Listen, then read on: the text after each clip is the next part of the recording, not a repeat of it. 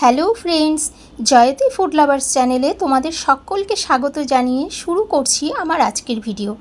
খাওয়ার টেবিলে এই রেসিপিটি যদি থাকে, কখন যে এক থালা ভাত শেষ হয়ে যাবে বুঝতেই পারবে না।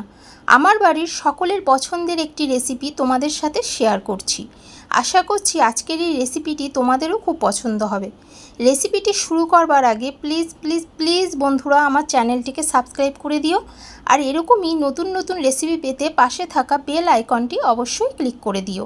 তাহলে চলো তাড়াতাড়ি শুরু করি। রেসিপিটি তৈরি করার জন্য কড়াইতে প্রথমেই দিয়ে দিচ্ছি 3 চামচ পরিমাণ সর্ষের তেল। তেলটা ভালোভাবে গরম হয়ে গেলে দিয়ে দিলাম ধুয়ে নেওয়া কাঁচা লঙ্কা। আমি এখানে 15 থেকে 20টা কাঁচা লঙ্কা নিয়েছি। ঝালটা তোমরা কে কীরকম পছন্দ করো সেই পরিমাণ অনুযায়ী কাঁচা লঙ্কা নিয়ে নেবে। দিয়ে দিলাম 2টো বড় সাইজের পেঁয়াজ, 15 থেকে 20 কোয়া রসুন, একটা বড় টমেটো আর 10 থেকে 12টা চিংড়ি মাছ অ্যাড করলাম। অবশ্যই চিংড়ি মাছটা দিয়েই এই রেসিপিটি বানাতে হবে, তবেই রেসিপিটি খুব সুস্বাদু হবে। এবার হাই ফ্লেমে অনবরত নাড়াচাড়া করে ভেজে নিতে হবে।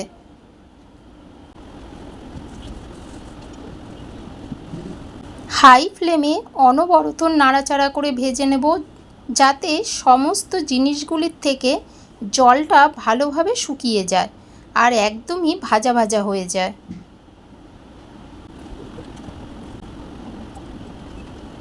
এভাবেই ভাজতে ভাজতে যখন তেল ছাড়তে আরম্ভ করবে তখন দিয়ে দিতে হবে স্বাদ অনুযায়ী লবণ আর হাফ চামচ হলুদ গুঁড়ো।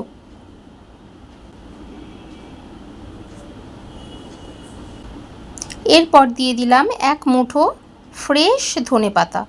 ধনেপাতার পরিমাণ তোমরা কম বেশি করতে পারো। এবার ফ্লেমটাকে লোতে রেখে 1-2 মিনিট একটু নাড়াচাড়া করে ভেজে নেব।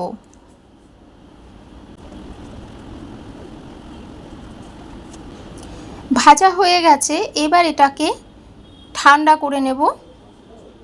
ঠান্ডা হয়ে গেলে এবার একটা মিক্সিং জার নিয়ে নিলাম। এই মিক্সিং জারে আমি সমস্ত মশলাটা পেস্ট করে নিচ্ছি।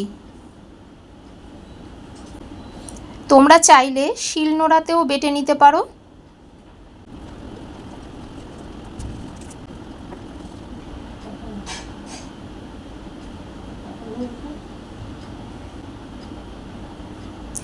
আমি পেস্টটাকে রেডি করে নিয়েছি।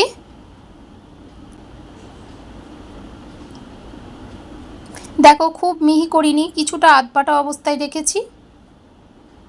এবার এটা আরও বেশি টেস্ট করার জন্য নিয়ে নিয়েছি একদম পাতলা করে কেটে নেওয়া পেঁয়াজ।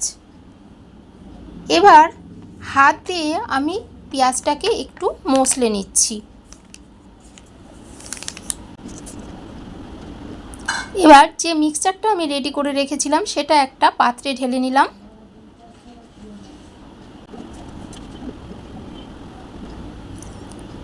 এবার এর মধ্যে দিয়ে দিলাম পাতলা করে কেটে নেওয়া পেঁয়াজ,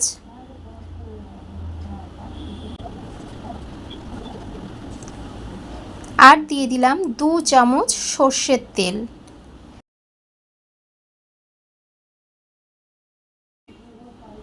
এবার ভালোভাবে মিশিয়ে নিলেই তৈরি হয়ে যাবে গরম ভাতের সাথে খাওয়ার জন্য।